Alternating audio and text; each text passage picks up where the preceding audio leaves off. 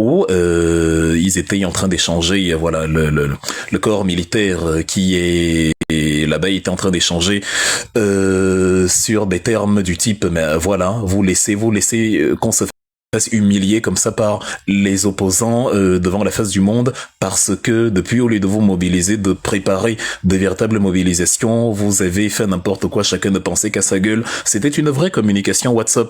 Et vous savez que je suis assez crédible pour que ce que je vous dis, vous sachiez que c'est la vérité, pour protéger l'identité des personnes qui m'ont transmis, enfin, ils m'ont pas transmis, ils m'ont fait voir le message.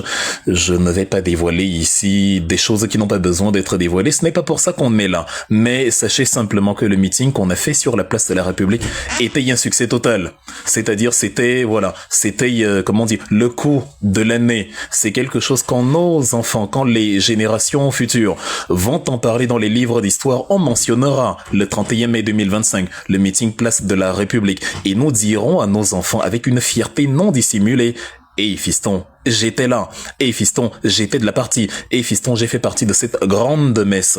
Donc c'est, voilà, c'est ça. Donc vous voyez toutes les agitations ça et là. Mais nous avons dit, on va reparler nous aussi, parce que si les autres en parlent, à plus forte raison, nous, on va parler de ça. On va faire un briefing à tête reposée de A à Z de tout ce que le président Maurice Kamto a dit ce samedi. Vous avez remarqué que je n'ai pas pu faire de briefing. Je n'en ai pas eu le temps. Les conditions ne le permettent pas, et ce n'est pas normal quand même. En tant que conseiller du président, bon, je vais aussi faire mon petit tata à la cour, il fallait quand même, bon, plus sérieusement, puisque j'ai quand même l'avantage, et ça fait vraiment plaisir, je vous en remercie beaucoup, d'être quelqu'un que vous écoutez, que vous aimez suivre, dont vous aimez, voilà, entendre les analyses, les sorties. Voilà, il était impératif que moi aussi, je mette mon grain de sel dans toute cette histoire et que je vous fasse la lecture. Pour ceux qui n'ont peut-être pas compris ou ceux qui n'ont pas tout compris, qu'est-ce que le président a voulu dire? Qu'est-ce que Maurice Kamto nous a offert à la place de la République? Qu'est-ce qu'il sous-entendait? Enfin, quel était le sens de ces affirmations? Quel était le sens primaire? Y avait-il un sens caché? En tout cas, on va débriefer tout cela de A à Z. Soyez les bienvenus ici, asseyez-vous confortablement, prenez un popcorn, un Coca-Cola, on est ensemble pour de très très longues heures. Comme d'habitude, au moins, je n'ai pas commencé aujourd'hui dans la nuit, ça fait que voilà, vous avez largement le temps de suivre le live du début à la fin, même s'il venait à durer 5 ou 6 heures. Donc voilà, n'hésitez donc pas à le partager massivement, à le sécuriser massivement, et voilà, et comme ça, plus on est de fous, plus on rit, plus il y aura du monde, mieux ce sera. Et voilà, donc, bienvenue à cet échange, bienvenue à tout le monde. Nous allons parler donc de manière chronologique de ce fameux meeting à la place de la République, de ce que le professeur Maurice Kamto a dit. Nous allons décrypter un peu ce qui fait actuellement les choux gras de la presse et qui fait couler beaucoup d'encre et de salive, la partie où il dit que je vais veiller à la sécurité de Paul Biya, et qui a d'ailleurs conduit à l'agitation de notre bisexuel politique préféré, Franklin Nyamsi wa Cameroun. On m'a dit qu'il est devenu fou sur une sortie vidéo qu'il a faite où il a presque failli se déshabiller. Évidemment, je n'ai pas perdu une seule seconde de ma vie à écouter cela. Un grand homme, un homme politique, un homme de demain, c'est celui qui reste imperméable aux insultes. Ce n'est pas celui qui saute sur un live et qui fait un streaming immédiatement après qu'on l'ait traité de ce qu'il est en fait. Genre en mode « Aimez-moi s'il vous plaît, oh là là, on ne m'aime pas, c'est terrible, comment on peut dire ça de moi, vraiment, c'est... » Non. C'est une marque de narcissisme, et le narcissisme est un complexe. Ceux qui ont un amour exagéré pour leur propre personne ne supportent pas une demi-seconde qu'il y ait des gens qui ne les trouvent pas beaux. Ah, on a dit que je ne suis pas beau, et donc du coup, ils vont s'agrafer à tout le monde et ils vont aller prendre Armand Noutak, l'homme qui vaut moins cher que le canapé sur lequel il dort, ils vont aller prendre... En fait, limite un jour, notre cher Franklin Nyamsi wa bisexuel politique va prendre une publication si Désiré Noifo, l'assassin de Matisse, ou encore Saint-Désiré, celui qui viole ses propres filles, si ces deux-là, ces deux Gugus, ou encore le Zomble des Zombles, l'assassin de Martinez Zogo, venaient à faire une sortie vidéo, ou une sortie tout court, une motion de soutien à Franklin Nyamsi wa bisexuel politique, notre Franklin Nyamsi wa bisexuel politique préféré va commencer désormais à partager les publications de ces gens-là, parce qu'il aime ceux qui partagent ses dires, il aime ceux qui le soutiennent, il aime ceux qui... Moi, je suis mon propre défenseur, je ne partage même pas ceux qui parlent en ma faveur, je me suffis à moi-même. à ce niveau-là. Mais les narcissiques ont besoin de dire, regardez, l'autre il pense comme moi, regardez qui me soutient, regardez. Dès qu'on le bouscule un peu, il va partager toute la terre entière qui est en train de le soutenir. Et voilà, il en a besoin pour bien se sentir. Et il est prêt à partager même le Zomlo des Zomlois, même Dagobert Noifo, même Saint-Désiré Atango, pour peu que cela fasse une motion de soutien en sa faveur. C'est ça qu'on appelle le bisexualisme politique, c'est-à-dire l'art de changer d'orientation toutes les 24 heures en fonction des intérêts pécuniaires ou des intérêts tout court qui, voilà, en découlent. Donc c'est ça, pour celui qui n'a pas compris. C'est ça et rien que ça. Donc voilà. Merci à ceux qui sont là encore une fois, et on n'en est qu'à l'introduction. Monsieur Wilfred, je suis désolé, avec tout le respect que je je pense que la société, bon, faut finir ton commentaire, et arrêtez d'écrire avec tout le respect que je votre respect ne paye pas mes factures. Vous êtes, regarde, imagine un peu, vous êtes 297 personnes, si vous aviez tant de respect pour moi, vous m'auriez envoyé chacun 10 diamants, ça fait 297 X diamants, vous ajoutez des zéros derrière votre respect oral, votre respect buccal. Si je le perds, qu'est-ce qui m'arrive? Rien du tout. Si tu payes pas mon déjeuner, à quel moment je vais craindre de perdre le respect pour toi? Je suis là pour dire la vérité et je suis là pour déplaire. Peut-être vous n'aviez pas compris. En politique, il faut savoir inquiéter et déplaire. Il y a un livre en France, là, il y a un petit gugus français, là, Franz-Olivier Gisbert, que je n'apprécie pas particulièrement, mais qui avait quand même écrit un livre très intéressant sur Jacques Chirac. Le titre, c'est Chirac, une vie, quelque chose comme ça. Dans une des pages du livre, il dit, pour réussir en politique, il faut savoir inquiéter et déplaire. Qu'est-ce que vous croyez, chers tous? Je n'ai jamais dit que j'étais là pour faire plaisir à tout le monde. Je suis là pour dire ma vérité. Je suis là pour dire ce que je pense être juste. Et si ce que je pense être juste énerve les gens, mon plaisir est d'autant plus grand. Donc arrêtez de commencer vos phrases par « Wilfried, j'avais du respect pour toi, Wilfried, avec tout le respect que j'ai pour... » Le respect, de toute façon, vous n'avez pas le choix. Vous devez respecter autrui. Moi, je respecte autrui. Et respecter autrui consiste à dire la vérité. Si je suis virulent, si je suis verbalement cinglant envers des Oninguinés et consorts, c'est parce que c'est des gens qui abrutissent la société. Je suis intolérant envers des gens qui consciemment imbécilisent la société. Quand Oninguini, par exemple, va vous dire que une loi normale, une loi organique peut contrarier la Constitution, évidemment, il va me trouver sur son chemin. Je vais l'appeler criminel de l'éducation, parce que c'est un criminel de l'éducation. On enseigne quand tu entres à l'université, même pour nous qui avons laissé l'école au cours préparatoire. Quand tu entres à l'université, la première semaine de cours que tu fais en faculté de droit, on t'enseigne que la Constitution, c'est un peu comme la vitesse de la lumière. En sciences, personne ne peut dépasser les 300 000 km par seconde que parcourt la lumière. De la même manière, en sciences politiques, personne ne peut aller au-dessus de la Constitution. Les étudiants de première année, que dis-je, de première semaine universitaire sachent ça. C'est ce qu'on appelle un axiome juridique. Un axiome, dans le langage des mathématiques, c'est un principe universellement valable. C'est une vérité absolue. C'est quelque chose qu'on ne peut pas contester. C'est ça l'axiome. Et l'axiome juridique A-X-I-O-M-E, c'est nul ne va au-dessus de la Constitution. Point final. Donc quand Oninguini vient se poser et vous dit que non, il y a des lois qui peuvent contrarier la Constitution, je vais l'appeler un criminel. Parce que c'est un criminel. C'est risqué d'envoyer nos enfants dans des universités où ce type d'individu enseigne. Donc ce n'est pas un manque de respect de ma part, c'est plutôt une manière pour moi de respecter la population, le peuple du pays dont je suis issu, le Cameroun. Et je ne veux pas que des criminels, parce qu'ils défendent le vice-rectorat ou le vice-rectum, viennent pousser le bouchon, viennent pousser le vice jusqu'à expliquer l'inexplicable. Donc c'est ça là. Quand je dis je respecte tout le monde, je sais que vous pensez déjà que, hey, Wilfried, toi qui insultes les gens. Non, je n'insulte pas. Je décris les gens comme ils sont. Si Franklin, Niamsi, ou bisexuel politique s'énerve que je l'ai appelé ainsi, c'est parce que c'est la vérité. Pourquoi tout ce qu'on dit à mon égard me laisse à 37? Parce que je m'en fous. Ce qu'on dit de toi et qui t'énerve, va t'énerver parce que c'est la vérité. Pourquoi tout ce que vous dites sur Maurice Kamto, il n'est pas en colère, il vous dit je vous aime, il vous surprend même en disant qu'il va protéger le cannibale principal qui a sinistré le Cameroun depuis 43 ans. Parce que justement, il sait que tout ce qui a été fait était injuste, tout était faux, il ne se sent pas blessé par quelque chose qu'on a dit ou qu'on a fait à son égard qui n'était pas fondé. Donc c'est tout simplement cela. Un bisexuel politique, c'est quelqu'un qui aujourd'hui va soutenir l'homme qui a assassiné Thomas Sankara et demain va t'expliquer que l'homme qui a assassiné Thomas Sankara est un danger pour l'Afrique. La bisexualité, c'est le fait de changer de préférence. Aujourd'hui, tu es avec Brenda, demain tu es avec XY, demain tu es avec Nganamout, demain tu es avec... En fait, tu alternes comme ça, là, entre les gars et les go, et ceux qui sont au milieu, et ceux qui ne sont ni l'un ni l'autre, sans direction fixe. Tout simplement, qu'est-ce que vous ne comprenez pas dedans? Donc c'est une description.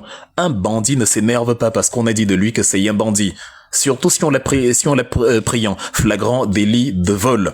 Donc regardez bien, sachez lire entre les lignes et vous remarquerez tout ce que j'écris correspond à une description exacte du personnage. Quand je dis Grégoire Rona, ministre du Travail et de la Sécurité sexuelle, vous vous souvenez que c'est un artiste de la place, un artiste très reconnu, le mari de ma femme, Roméo Dika, qui a pris sur lui de dire sur une radio publique, c'est-à-dire tout le monde entendait. Un artiste ne peut pas dire qu'un ministre a essayé de me prendre par la porte arrière si ce n'est pas vrai. Il n'a rien à gagner en faisant ça. Qui d'entre vous va se lever et aller accuser un ministre de tentative de marche arrière si cela n'est pas avéré? Déjà que quand c'est avéré, il vous faut un courage dantesque pour oser porter l'accusation sur la place publique.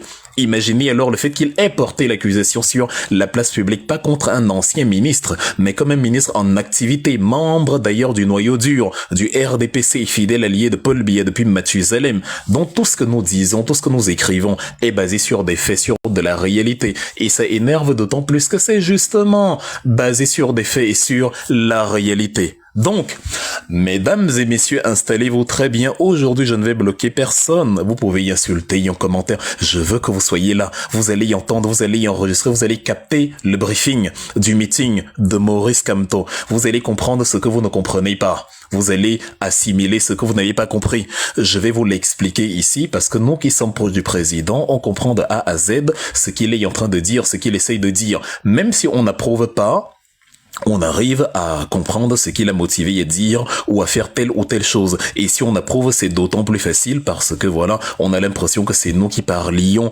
à sa place. Bien. Une fois encore, mesdames, mesdemoiselles et messieurs, partagez cette conférence massivement autour de vous. Et voilà, on est 400 personnes alors qu'on n'a même pas encore commencé. Je sens qu'on va passer une formidable soirée. Donc, monsieur Maurice Kamto s'est donc retrouvé le 31 mai à la place de la République à Paris. C'est...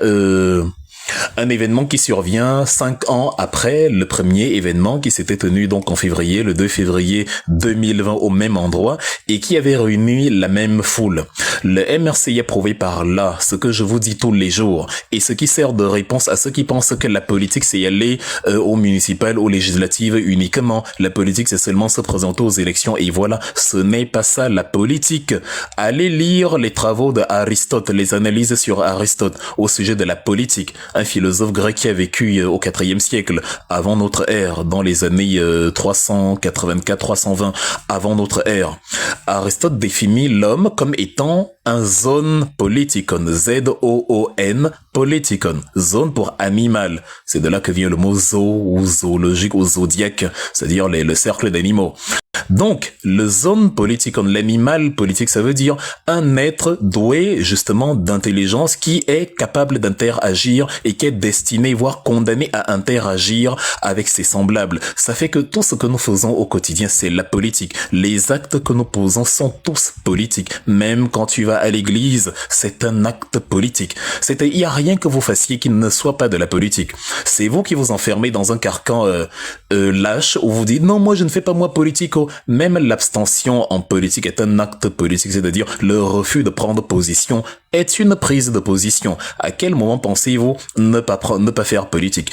Et comme justement la politique n'est pas qu'une science électorale, le MRC, et je vous l'avais déjà dit en 2020, allez voir mes articles quand je justifiais pourquoi on ne part pas aux législatives et aux municipales, je disais déjà que la raison pour laquelle nous ne le faisons pas, c'est que pour les années qui viennent, outre le fait que Biya nous a entravé fortement et que c'est lui qui nous a même poussé au boycott vu que il a refusé nos dossiers de candidature, nous a même bloqué la route pour Ibolova en justifiant que comme c'est le socle granitique, on ne passe pas. Outre tous ces éléments, la causée par Biya lui-même, on était content de boycotter parce que ça nous donnait l'occasion de montrer aux Camerounais qu'on va exister dans l'espace politique camerounais pendant plusieurs années, non seulement sans être à l'Assemblée nationale ou aux mairies, mais bien plus que ceux qui sont à l'Assemblée nationale et aux mairies. 5 ans plus tard, mesdames et messieurs, jugez-en par vous-même. Qui est le parti le plus célèbre au Cameroun actuellement? Qui est le parti qui fait la pluie et le beau temps, qui fait l'actualité? Est-ce que le SDF fait l'actualité de la semaine? Est-ce que le PCRN fait l'actualité de la semaine? Quel est le parti au Cameroun qui fait l'actualité de la semaine actuelle, de la semaine dernière, de la semaine d'avant et des 52 fois 6 semaines qui se sont écoulées depuis la libération du président et même pendant la libération, pendant l'incarcération du président Ide Sacro en 2019. Depuis les 7 dernières années, quel est le parti dont vous parlez? Quel est le parti qui aujourd'hui réunit 450 personnes 4 jours après un meeting pour faire le débrief? Vous pensez que Paul Biya fait un meeting à Paris? Vous avez encore une semaine après, 5 jours après, des gens qui viennent sur la page d'un simple militant pour écouter le débrief. Ce n'est pas un live Congo, ça. Ce n'est pas un live pour trouver l'amour. Et on en est qu'au début, peut-être d'ici le début de soirée, on sera 700, 800, 900 personnes. Parce que le MRC a montré justement ce qu'on vous avait annoncé. La politique, c'est la science de tous les jours. La politique, c'est de montrer qu'on comprend les besoins des citoyens. Tous les jours, on est capable de les défendre tous les jours. La politique, c'est de montrer qu'on s'instruit sur les lois de la République, on s'instruit sur la Constitution, on apprend, on s'apprend, on s'enseigne mutuellement, on devient des citoyens aguerris, des citoyens politiquement conscients qui réclament leurs droits tous les jours. Le droit à la publication de la liste qui consigne tous ceux qui se sont inscrits sur les listes électorales justement. Le droit de ne pas être torturé, article 277-3 de la loi camerounaise, pour que des choses qui arrivent à Longué ne surviennent plus. Le droit d'avoir justement de l'eau, de l'électricité, de la nutrition, bref, en fait, ou encore le droit pour un député de changer ou un élu municipal de changer de parti et d'adhérer à un autre. En fait, on fait une école. La politique qu'on a fait ces 6 dernières années, c'était celle-là. Vous montrer que la manifestation est un droit. On peut manifester qu'on soit d'un parti politique ou non. On peut faire une déclaration de manifestation. C'est la loi du 19 décembre 90 sur les manifestations et sur les réunions publiques. Donc c'est ça là. Toutes ces dernières années, c'est ça que vous avez appris. Regardez vous-même que chacun de vous fasse l'examen, qu'il se voit comment il était en 2018 et qu'il voit comment il est aujourd'hui, qu'il juge lui-même la différence. Regardez à quel point vous avez changé. Vous n'êtes plus du tout celui que vous étiez il y a quelques années, plus du tout. Maintenant, vous savez tout. Vous savez quand on dit article 15 alinéa 3, vous savez. Quand on dit loi du 9 décembre 90, vous savez. Quand on dit déclaration de manifestation, vous savez. Quand on dit mandat impératif, vous savez. Quand on dit non à la torture, vous savez. Même la naissance de mon fils, je l'ai utilisé pour vous expliquer les lois de la République. Parce que Maurice Kamto nous a appris à capitaliser sur tout événement vertueux. Et mon fils est né le 10 décembre 2024. Le 10 décembre, c'est la date de la de l'élaboration de la Convention des Nations Unies contre la torture et les traitements inhumains et dégradants. Une coïncidence exceptionnelle qui justement nous rappelle que ce que Longué a vécu, ce que Martinez Zoga a vécu, ce que Ouazizio a vécu est absolument injuste parce que ça contrevient à la convention du 10 décembre 1984 que Paul Biya a signé 2 ans plus tard, en 1986, en disant je ne vais torturer personne. Il s'y est engagé, mais évidemment par la suite il n'a rien fait d'intéressant. Donc c'est ça qu'on a montré pour le meeting à la place de la République. La politique est une science de tous les jours. La politique c'est la capacité à exister même si on n'est pas au maire, même si on n'est pas à l'Assemblée. C'est pour ça que Maurice Kamto est crédible. C'est pour ça qu'aujourd'hui quand il dit cotiser pour moi, à part quelques voyous, quelques jaloux qui vont s'agiter à dire n'importe quoi, les gens veulent cotiser pour lui. Les gens m'ont harcelé ces dernières années, ces derniers mois, en me demandant mais Wilfred, le lien pour la diaspora, ça vient quand? Et je leur disais ouais, laissez le président, enfin on est en train de nous-mêmes on attend, le président ne gère pas la technique, moi non plus. Donc nous sommes en train d'attendre que ceux qui s'occupent de la mise en place de la plateforme plateforme, sécurise tous les circuits à sécuriser et pour qu'ils rendent ça disponible. Ce qui a donc été fait il y a une semaine. Et voilà, les Camerounais veulent soutenir, les Camerounais veulent participer, les Camerounais veulent s'inscrire sur les listes électorales. C'est les Kamsia Tanganji et tout le cartel qui empêchent que les inscriptions se passent en bonne et due forme, en violation de l'article 74 alinéa 2 de la loi électorale, le fameux code électoral qui agite autant les conversations. Ce qui rend donc Maurice Kamto crédible, c'est ça là. Il a réussi à exister sans être à l'Assemblée. Il a réussi à exister sans être au mairie. La première forme de démocratie fut la démocratie directe. Dans la Grèce antique, ce qu'on appelait l'agora, la place publique. C'est là qu'on prenait les décisions à main levée. Celui qui était d'accord levait la main, celui qui n'était pas d'accord il baissait le pouce, ceux qui n'avaient aucun avis s'abstenaient, gardaient les bras croisés et ainsi de suite. C'est après que la population grandissant, on s'est dit bon, ce n'est pas possible de faire voter les gens individuellement, ils sont trop nombreux, ça prendrait du temps. Donc on va prendre des gens qui les représentent, qui vont représenter donc la nation, qui vont représenter donc ce peuple-là et qui vont prendre des décisions au nom de ce peuple. C'est tout. Sinon c'est toujours le peuple qui décide. Ce que vous appelez assemblée mairie, c'est le peuple. Ce n'est que la version contractée du peuple. Nous on est revenu à la version primaire, à la version pure du peuple et ça vous énerve. C'est-à-dire, vous dites que la politique ne se fait pas avec l'original, mais plutôt avec la version contractée. C'est absurde. La vraie politique se fait avec le peuple. C'est plutôt les mairies et l'Assemblée nationale qui sont la version contractée de ce peuple-là. La preuve, parfois, un député peut prendre une position qui ne va pas plaire au peuple, qui ne va pas plaire justement à la nation envers qui il est pourtant redevable. Donc parfois, c'est plus rentable d'aller s'adresser au peuple là directement et de prendre un peu la température. Vous avez donc vu la température sur la place de la République. Est-ce que dans notre cher ministre du Travail et de la Sécurité sexuelle, Grégoire Rona, peut organiser un meeting à Paris où il rassemble autant de gens? Quand j'ai dit que le seul meeting que Grégoire Rona peut organiser, c'est la partouze, ça a énervé les gens comme si c'était faux. Je mets au défi Grégoire Rona d'organiser un meeting en son propre nom, pas en vendant le nom de Paul Biya. Parce que comme toi, organiser un meeting en son propre nom, moi, Maurice Kamto, président du MRC, je rencontre la diaspora à Paris. J'aimerais que Grégoire Rona organise un meeting en son propre nom. Moi, Grégoire Rona, ministre du Travail et de la Sécurité sexuelle, j'organise un meeting à Paris. S'il est capable de réunir 3 personnes qui ne sont pas de sa famille, qui n'ont pas été payés. Je change de nom, j'intègre moi-même le RDPC. On vous dit la vérité et ça vous énerve. Grégoire Rona ne peut pas organiser un meeting réunissant plus de 3 personnes si ce n'est une partouze. Et même dans la partouze, il faudra payer les participantes ou alors les participants, si affinité, parce que on n'est jamais sûr avec ces gens-là. C'est de la pure vérité. Vous savez que c'est vrai, ça vous énerve. Or, c'est vrai. J'ai jamais compris comment les gens s'énervent de quelque chose qui n'est pas contestable. Vous-même, vous ne pouvez pas partir. Vous qui dites, Wilfried, faut pas parler comme ça, tu insultes un grand méné. C'est pas une insulte. Toi, même si Grégoire, on a organisé un meeting, tu ne pars pas, tu ne vas pas partir.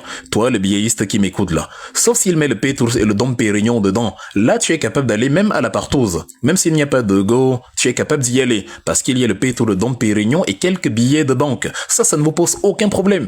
Mais ce qui m'intrigue, c'est qu'on dit quelque chose qui est vrai, et ça vous dérange, comme si c'était discutable, comme si c'était mon imagination, comme si c'était je ne sais quoi. Non, pliez-vous devant la vérité et restez tranquille. Le président a donc fait cette formidable émulation-là et ça a confirmé ce que nous avons dit il y a 5 ans, en 2020, que ce n'est pas grave. Ne pleurez pas, on n'ira pas à ces élections-ci, c'est pas grave. Mais non seulement on ira au présidentiel à venir, déjà on avait aussi prévu de participer aux législatives suivantes avant que Paul Biya, en violation de l'article 15 alinéa 4 de la Constitution, a prorogé le mandat des députés. Maurice Kamto vous l'a dit à la place de la République, on y reviendra en détail, ne vous en faites pas, je vous ai dit, asseyez-vous très bien, on a énormément de choses à se dire, partagez cette conférence, tapotez-la au maximum, encouragez-la au maximum, et vous ne serez pas déçus d'avoir consacré votre après-midi à la grande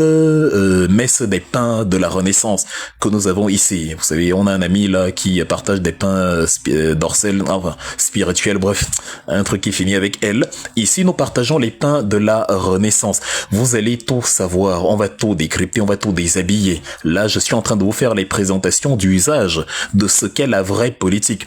Paul Biya vous a abruti en vous donnant l'impression que la politique c'est la science de l'Assemblée nationale. Non, c'est faux. La politique c'est la science des mairies. C'est faux. La politique c'est d'abord la science de l'interaction de tous les jours avant la science de la mairie. C'est-à-dire, je vous dis toujours, même bonjour. Quand tu dis à quelqu'un bonjour, c'est un acte politique. C'est une politique sociale. Quand tu arrives à Tokyo, au métro par exemple, dans le métro de Tokyo au Japon, c'est mal vu de manger. Les bruits de bouche, là et tout, c'est mal vu de manger. Parce que, c'est-à-dire la manière de vivre, la politique sociale au Japon ne cadre pas avec cette façon de faire. C'est pour ça que parfois quand vous allez en Asie, vous êtes dépaysé. Quand vous êtes par contre à Paris, je sais pas, la manière dont vous faites bisous à quelqu'un à Paris, à qui vous dites bonjour, c'est pas la même manière dont vous faites bisous à quelqu'un en Allemagne. En France, par exemple, vous allez vous tendre la main. En Allemagne, vous allez vous faire la bise, 2 bisous. Au Cameroun, vous allez vous en faire 3, etc. Bon, ce sont des politiques différentes. Ce sont des politiques, intuitives. Ce sont des politiques non écrites. C'est une manière de vivre. Et la manière dont les femmes seront traitées à un endroit, parfois on va dire, ici elles sont voilées, c'est obligatoire. Ici elles peuvent se balader en mini-jupe. Ici elles peuvent marcher totalement. Tout ça, ce sont des décisions politiques. Vous le vivez tous les jours, mais paradoxalement, vous nous parlez d'assemblée et de mairie, comme si la politique se limitait à l'assemblée et à la mairie. Non, c'est une mauvaise manière de faire la politique. Heureusement que Kamto est là pour remettre la balle au centre, parce que quand des gens qui sont chargés d'enseigner la politique, la vraie, des gens comme Onangini, comme Luisan et Somba, deviennent en fait des criminels de l'éducation, forcément, on court droit à la catastrophe et la génération à venir n'a plus grand chose à espérer parce que on leur enseigne ce qui n'est pas. La politique, un enseignant de sciences politiques ne peut pas dire vous n'êtes pas dans les mairies, vous n'êtes pas à l'Assemblée, ce n'est pas comme ça que ça fonctionne. Un enseignant de sciences politiques, un vrai vous dit, même sans être à la mairie, même sans être dans les assemblées, vous pouvez y apporter quelque chose. D'ailleurs, le rôle d'un intellectuel, c'est de faire politique. Regardez Émile Zola, on était à Paris. Regardez Émile Zola en France en 1998. Il y a une affaire de justice, en peau d'arachide contre un innocent, Alfred Dreyfus, sur une affaire de mœurs. Et évidemment, l'appareil judiciaire pour protéger les vrais coupables se penche, s'abat sur l'innocent. Et Émile Zola, jouissant d'une grande notoriété, d'une grande célébrité, se dit « Je ne peux pas accepter cela. À un moment donné, je dois répondre, je dois user de ma célébrité pour empêcher le vice d'avoir lieu. Je dois réinstaurer la vertu. » C'est là qu'il publie dans le journal L'Aurore son fameux pamphlet « J'accuse ». Pour dire, je ne supporte pas, j'accuse le gouvernement, j'accuse le régime, j'accuse les autorités de politiser un fait social, de politiser un fait, juridique, de politiser une affaire judiciaire. Je les accuse d'utiliser le droit de la force et non la force du droit. Ça a valu à Émile Zola tout type de conséquences, tout type de complications. Il s'est même retrouvé en exil à Londres. D'ailleurs, il a fini par mourir quelques années après son retour dans des circonstances toujours particulières à ce jour. Mais c'est le rôle d'un intellectuel de laisser une trace de son combat sur Terre. Ce n'est pas de défendre la sardine, quitte à justifier l'injustifiable. C'est pour ça que quand on regarde Émile Zola, qu'on regarde les Oona, les Sombon, mais c'est pas possible. Comment est-ce que nous on a ce type d'intellectuel-là quand les Français ont des gens comme Émile Zola, comme Victor Hugo, qui s'est engagé pour la réhabilitation d'un simple immeuble?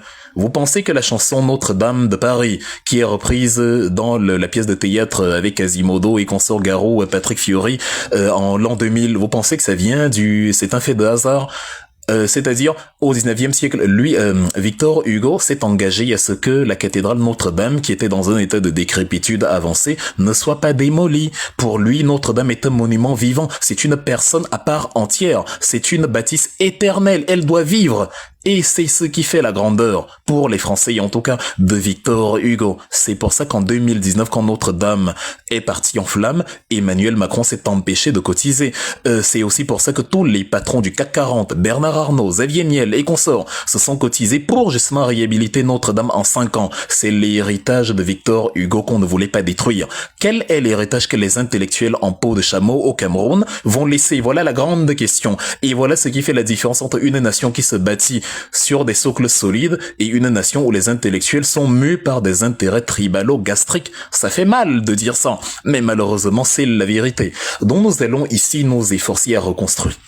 pardon, à reconstruire, j'en perds même ma salive, à reconstruire le paysage politique au Cameroun. Nous allons nous atteler à reconstruire ce qu'on appelle, ce que vos coachs en développement personnel appellent le mindset politique des Camerounais, à leur enseigner les valeurs, en leur disant que, hey, quand je suis célèbre, quand on me connaît, quand j'ai une notoriété ou quand j'ai un certain savoir, mon rôle, et c'est même une obligation, est de propager la vertu. Mon rôle est de propager la qualité. Mon rôle, c'est que quand je ne serai plus de ce monde, les générations d'après puissent dire, mince, celui-ci, quand il était vivant, il avait, et comme ça, on aura une rue en votre nom quelque part, et quand les enfants demanderont, mais lui là, c'était qui? On leur enseignera avec fierté ce que vous avez été, ce que vous avez défendu. Mais si on retient de vous quelqu'un qui disait que non, la Constitution, c'est facultatif, hein, une loi ordinaire peut contrarier la Constitution, ah là, c'est terrible, vous devenez un danger. C'est ce que disait mon ami Lasconi.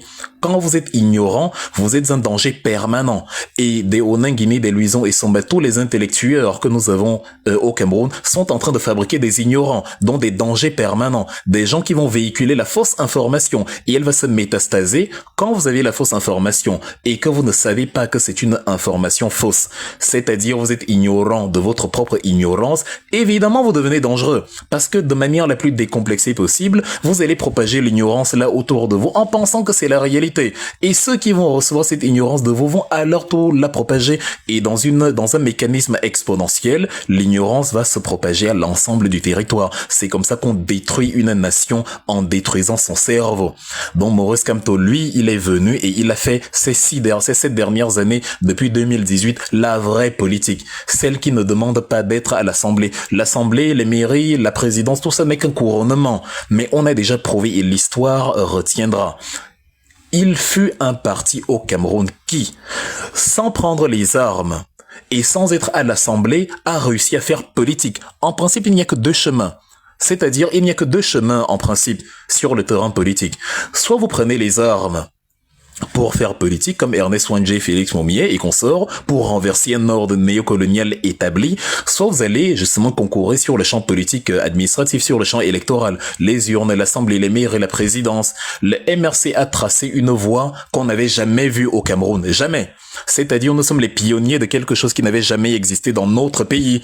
Nous avons fait la politique sans mener la révolution armée, d'une part, et sans être aux mairies et aux assemblées d'autre part. Vous raconterez cela à vos enfants avec une fierté absolue. Cher fils, chère fille, est-ce que tu sais qu'à l'époque, quand on était jeune là, quand on a rejoint le MRC, quand on devait chasser Biya, il y a 30 ans, est-ce que tu sais qu'à l'époque, nous, c'est-à-dire, on est entré dans l'histoire comme le premier parti au Cameroun, et ça va même venir dans les épreuves du BPC.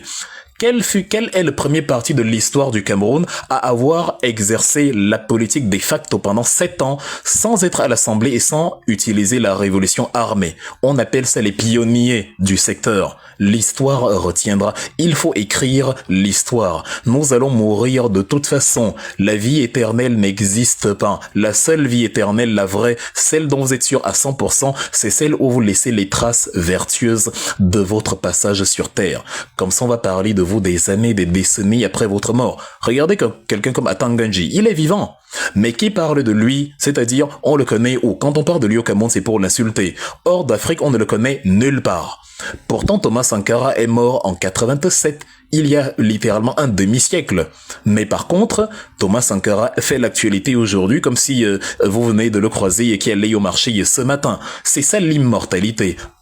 Avoir semé les graines de la vertu a fait que son passage laisse une marque indélébile, ineffaçable. C'est ça que nous recherchons, c'est ça que Maurice Kamto recherche, c'est ça que le MRC recherche, c'est ça que tous les acteurs de la Renaissance recherchent. La vie éternelle, la vraie, la vie éternelle, c'est-à-dire la vie éternelle factuelle, pas la vie éternelle de la Bible qui demande d'avoir la foi. Cette vie éternelle-là, cette version de la vie éternelle-là est valable autant pour les athées que pour les croyants. Vous laissez des traces vertueuses, vous laissez des valeurs derrière vous, on parlera de vous même après vous. Donc nous étions à la place de la République une marée humaine incroyable, une foule incroyable, c'est-à-dire on n'aurait même pas à s'entendre sur les chiffres. 10 000, 15 000, 20 000, 25 000, on s'en fout. Ce qui est sûr, c'est qu'il n'y avait pas de place.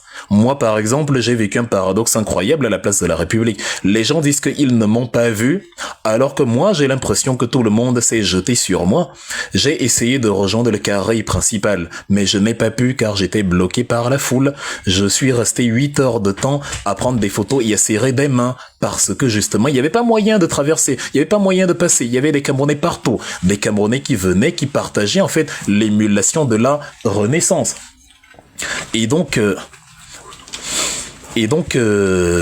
voilà. Qu'est-ce que vous voulez qu'on vous dise? C'est ça, la place, elle était un peu comme, pour paraphraser un peu le catéchiste, le père de Paul Biya, puisqu'il est fils de catéchiste, et je vis une foule que nul ne pouvait dénombrer. C'est-à-dire, je ne cherche pas à savoir s'il y avait des gens ou pas.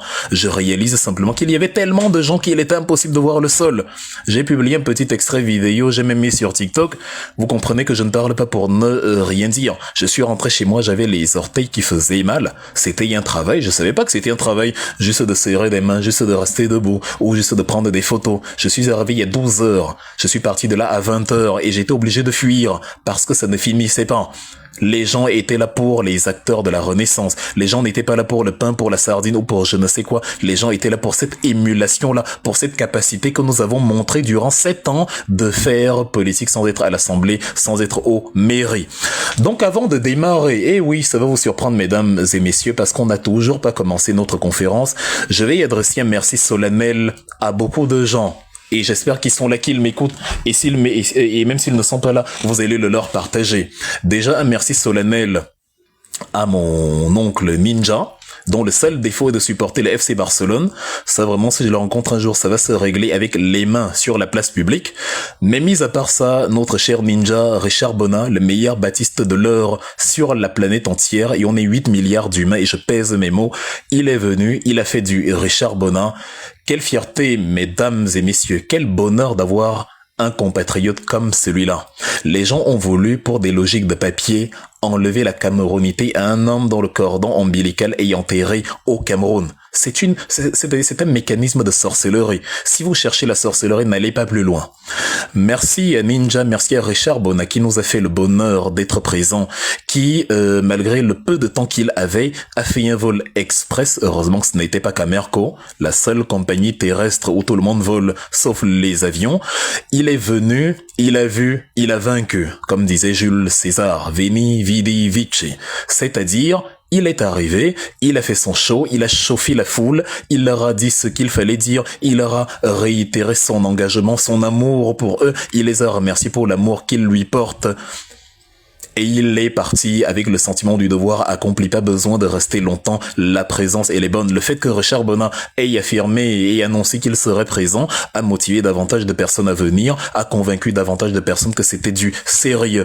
Quand le régime Biya tombera, imaginez la fierté du Cameroun d'avoir un individu comme celui-là au Cameroun qui travaille avec les jeunes artistes, qui forment les jeunes musiciens de demain, qui forment les jeunes, c'est-à-dire qui fait profiter la jeune génération de son talent, parce que le monde entier y en bénéficie, sauf le Cameroun. Parce qu'on est un régime de jaloux où on préfère des pieds miquelés qui se prennent pour des artistes alors qu'on a de vrais chanteurs reconnus à l'international. Quand Richard Bona fait un concert à Hanoï au Vietnam, à Shinjuku au Japon ou je sais pas à Dallas aux États-Unis, les Américains, les Vietnamiens, les Japonais ne vont jamais le croire. S'il leur dit je suis actuellement persona non grata dans mon propre pays, on m'a actuellement interdit d'aller enterrer ma propre mère, on va dire mais qui a fait ça en fait? Personne ne va y croire, c'est impossible. Les Japonais, les Tunisiens, les Irakiens, tous ces gens chez qui il va faire des concerts, les Espagnols, les Finlandais, vont se demander mais quel est ce pays où toi, Richard Bona, genre ton pays, on te dit tu ne peux pas y aller? Quel est ce pays où des gens qui ont trafiqué ton passeport te disent maintenant que tu es ghanéen, tu ne dois plus parler des affaires du Cameroun, pendant que eux-mêmes sont européens? Paul Biya a acquis la nationalité française quand il étudiait à Paris, au truc d'études politiques à Paris. Il acquit la nationalité française dans ses années d'études. Tous ses ministres ont des passeports étrangers. Samuel Eto'o, l'espagnol, vous dit clairement que lui, il va voter pour Paul Biya. Est-ce que les Espagnols votent au Cameroun? C'est un État injuste. C'est ce contre quoi le MRC se bat. Il faut mettre fin à l'injustice. Il faut arrêter ce pays où certains ont des avantages et d'autres non. Ça ne peut pas aboutir à la paix. La paix résulte de l'égale distribution des avantages, des acquis et de la richesse nationale entre tous les citoyens. Il n'y a pas d'atalakou, il n'y a pas une minorité profite profite et l'autre non. Pas du tout. C'est là qu'on rejoint Thomas Sankara quand il dit qu'il vaut mieux avoir de l'eau potable pour tous que du champagne pour quelques-uns. Tu ne construis pas une nation sur des injustices. Même à l'intérieur d'une même famille, les enfants ne s'entendent pas. Si vous prenez un gâteau, vous prenez un gâteau, vous donnez à l'un et les autres n'ont rien. Or, on peut partager le gâteau équitablement. Vos propres enfants ne vont pas vous le pardonner, ils vont pleurer, ils vont se détester, même la famille vous enseigne des leçons.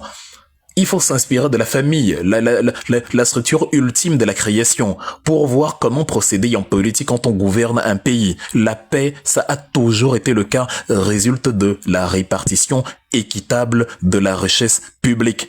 Les guerres viennent du fait que certains s'accaparent l'essentiel et ne laissent rien aux autres. C'est le socle de toutes les guerres. Les guerres sont toujours fondées sur la prédation, le vol. La guerre Israël-Palestine, c'est sur la prédation, le vol. On veut chasser les Palestiniens du territoire pour garder justement le territoire et profiter de l'accès et le canal de Suez entre la Méditerranée et la mer Rouge pour le commerce international, de profiter d'être les seuls occupants du territoire. Les Irakiens qui ont envahi le Koweït, c'était pour les mêmes logiques hégémoniques. Les Américains qui ont envahi l'Irak, c'était pour les mêmes logiques hégémoniques. Même la Russie qui a envahi l'Ukraine, c'est pour sécuriser le fait que les adversaires, le bloc otanien, les États-Unis notamment, ne s'accaparent pas de l'essentiel de ce qui était autrefois les pays du pacte de Varsovie, qui était créé en mai 1955 en réponse à l'OTAN, qui avait été créé en 49 à l'issue de la Deuxième Guerre mondiale.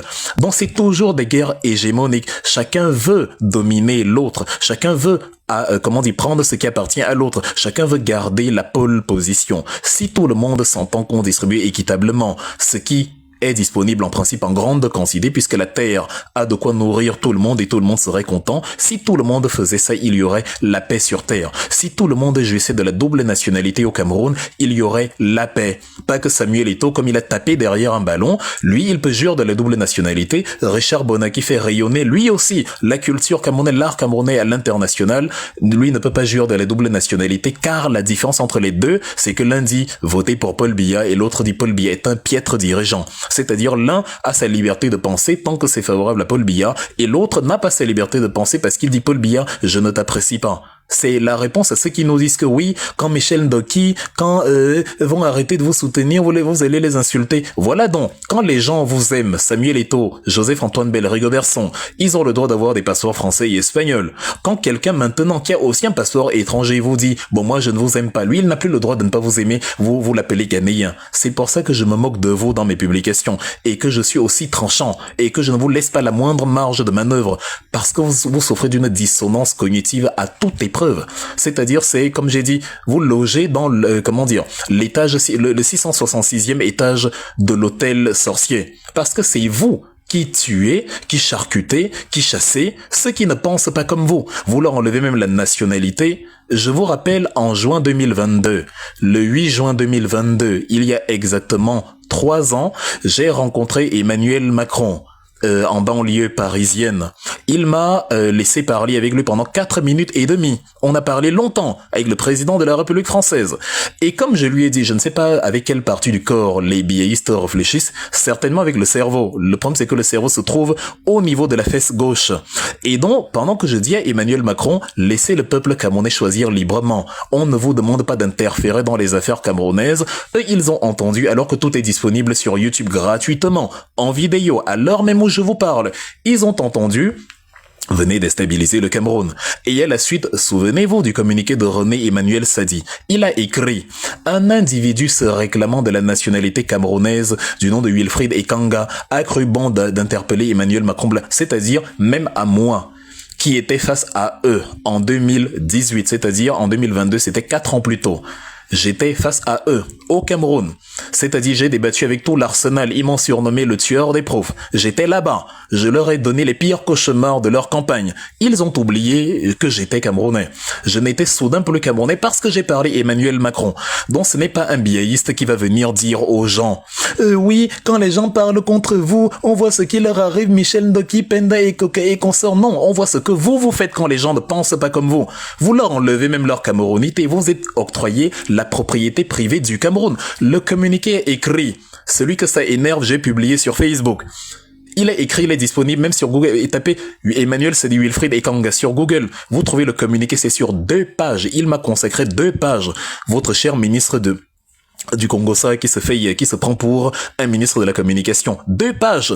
C'est-à-dire, je me proclame de la nationalité camerounaise. Quand j'ai pris l'avion, je suis parti de Francfort en Allemagne, à Yaoundé au Cameroun. Ils n'ont pas vu, ils ont mis le cachet d'entrée, ils n'ont pas vu que c'est un passeport camerounais. Quand je suis reparti, ils n'ont pas vu. Quand je suis revenu pour la campagne, la même année, le 21 septembre 2018, ils n'ont pas vu. Quand je suis reparti, le 16 novembre 2018, ils n'ont pas vu le passeport camerounais. Quand je suis allé, quand j'étais scrutateur à Douala, à Bessengue, ils n'ont pas vu que j'étais camerounais. C'est-à-dire, quand la CRTV est venue m'interviewer dans mon hôtel à Yaoundé, j'étais camerounais. Mais soudain, je me réclame de la nationalité camerounaise. C'est vous, chers amis, qui enlevez l'identité aux gens qui ne pensent pas comme vous. C'est-à-dire, et j'ai d'ailleurs posé la question sur ma page Facebook, il y a rassurez-vous, on va faire le décryptage du meeting du président. J'avais prévu de consacrer environ 1 heure pour les formalités d'usage. On a commencé à 15h30. Là, il est 16h20. Donc, on a encore une petite dizaine de minutes avant de décrypter le discours du président. Et encore que j'étais en plein dedans puisque je remerciais les uns et les autres en parlant de Richard Bonan notamment. C'est-à-dire, j'ai publié, c'était ce matin, où j'ai dit, vous qui nous dites, et je suis content qu'il y ait autant de monde, ce que vous n'avez pas lu, vous allez l'entendre. Vous qui nous dites que quand les gens ne pensent pas comme nous, ils finissent comme Michel Ndoki, comme Célestin Djamène. Je vous demande, vous qui aimez Michel Ndoki, expliquez-nous comment ça se fait que vous lui avez mis 2 balles dans les cuisses, 2 balles dans les jambes, peng peng. Michel Ndoki elle-même dit que le policier qui tire sur elle lui dit « On va voir comment tu vas encore aller parler sur Equinox ». C'est vous qui venez nous enseigner l'amour envers Michel Ndoki. Est-ce que Maurice Kamto a tiré sur Michel Ndoki? Vous prenez le revolver, vous tirez sur quelqu'un qui ne pense pas comme vous. Et vous venez nous, elle a fini comme Michel Ndoki. Elle a fini comment, Michel Ndoki? C'est vous qui l'avez détruite. Non seulement vous lui avez logé dans 2 balles dans les cuisses, une femme en plus, hein. En 2012, le Cameroun a re-signé ce qu'il avait déjà signé, une convention relative à la protection des femmes. Vous prenez la balle, vous tirez, vous prenez encore, vous retirez. Elle s'est retrouvée sur une chaise roulante pendant des semaines. Michel Ndoki, la même que vous défendez aujourd'hui. Parce qu'elle est allée parler à Equinox. Donc voilà le défaut crime, mon crime, 2 points. Je suis allé parler sur Equinox TV, voilà le crime. Dès que vous avez fini cela, vous l'avez mise en prison pendant 9 mois. 9 mois, 9 mois, 9 mois. Vous l'avez mise en prison là-bas 9 mois. Vous l'aimez beaucoup, mais vous l'avez mise en prison 9 mois. Voilà les 2 questions que j'ai à vous poser. Quel est cet amour où vous logez des balles dans? Est-ce que c'est parce que l'amour est violent, comme chantait Garou? Qu'est-ce qui se passe? Vous aimez quelqu'un, vous lui mettez 2 balles dans les jambes? J'ai jamais vu ce type d'amour. Et quand c'est fini, vous n'attendez même pas que la personne se rétablisse de ses blessures. Vous l'envoyez en prison. 9 mois. Elle a le temps de tomber enceinte, d'accoucher. Si elle était tombée enceinte 2 jours, s'il y avait eu, fécondation 2 jours avant qu'elle n'aille, avant le fameux 26 janvier où elle était matraquée, mitraillée, elle aurait commencé sa grossesse à Kondengui et l'enfant serait né le jour de la libération. Imaginez-vous. Et vous déclarez maintenant que vous vous traitez bien. C'est le MRC qui traite mal ceux qui ne pensent pas comme lui. C'est-à-dire, soignez-vous. C'est un mélange de débilité, de sorcellerie, de folie. Je ne sais pas ce que vous fumez. C'est un mélange, je sais pas, de phosphatine pour bébé avec le kangwa. C'est ça qui peut donner ce type de choses. Tu mets la phosphatine, tu mets le kangwa et tu fumes par l'oreille gauche. Ça donne ce type de délire. C'est ça que vous faites. Quand vous avez fini d'aimer donc Michel Ndoki, 3e question, pourquoi vous ne l'intégrez pas au RDPC? Vous l'aimez tellement, mais bizarrement, vous voulez que nous qui ne l'aimons pas, on la récupère. Récupérez-la au RDPC. Simple question de cohérence. Pourquoi le RDPC a tant de mal avec la cohérence? Quand on aime une femme, on la serre fort, je vous l'ai écrit. On ne dort pas la carte. Vous aimez Michel Ndoki, mais c'est nous qui devons l'épouser. Elle est toujours fiancée, elle n'est pas mariée. Mais elle était la fiancée, voilà. Ça ne s'est pas bien passé avec nous. Ok, ça arrive. On peut rompre les fiançailles. Non, on l'a trouvé en concubinage avec Paul Atanganji. Et on a dit non, on peut pas se fiancer avec quelqu'un qui nous trompe. Vous-même, vous ne pouvez pas épouser une femme qui vous trompe. Sauf qu'elle nous a trompés avec vous. Prenez-la donc. Vivez la relation. Bonne chance à vous. On sera là au mariage. On va venir. Donc, on ne voit pas où est le problème. Ça, c'est la première question. La deuxième question que je vous ai demandé, c'est par rapport à, comment il s'appelle? Monsieur Christian Penda, d'abord, Paul-Éric Kingé. Oui, on a vu ce qui arrive à Paul-Éric Kingé. Bon, déjà, Paul-Éric Kingé est mort de mort naturelle. Sauf si vous en savez quelque chose, peut-être que vous avez réglé l'affaire, un peu comme Martinez Zogo, finissez le travail, fermez les guillemets, voilà, finissez le travail, fin de citation. Moi, je ne sais pas, je sais qu'il est mort de mort naturelle. Maintenant, vous qui aimez tant Paul-Éric Kingé, en 2015, quand Paul-Éric Kingé sort de prison, il dit « J'ai passé 8 ans en prison pour rien ». Vous aimez Paul-Éric Kingé, mais vous l'avez enfermé en 2008, vous l'avez mis en prison. How is it possible? Vous aimez quelqu'un, mais vous le mettez en prison.